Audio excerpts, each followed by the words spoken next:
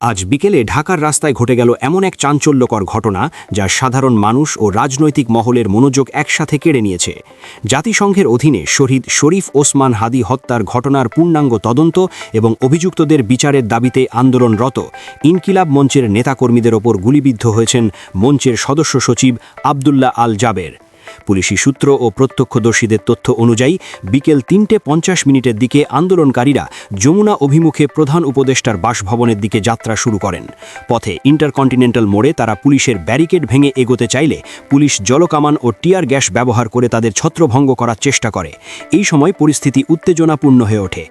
এর আগে বৃহস্পতিবার ৫ই ফেব্রুয়ারি রাতেও আন্দোলনকারীরা একাধিকবার আল্টিমেটাম দিয়ে শহীদ শরীফ ওসমান হাদি হত্যার ঘটনার তদন্ত এবং অভিযুক্তদের বিচারের দাবি জানিয়ে যমুনার প্রবেশমুখে অবস্থান নেন।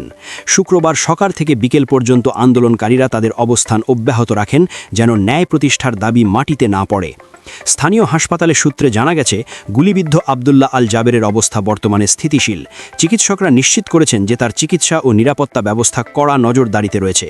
তবে এই সংঘর্ষের কারণে আন্দোলনকারীদের মধ্যে উত্তেজনা বৃদ্ধি পেয়েছে এবং পুলিশের সঙ্গে সংঘর্ষের ঘটনা ঘটেছে। বিশ্লেষকরা মনে করছেন, এটি কেবল একটি আন্দোলনের ঘটনা নয়, বরং দেশের সামাজিক ও রাজনৈতিক পরিস্থিতিতে উত্তেজনার কেন্দ্রবিন্দুতে পরিণত হয়েছে।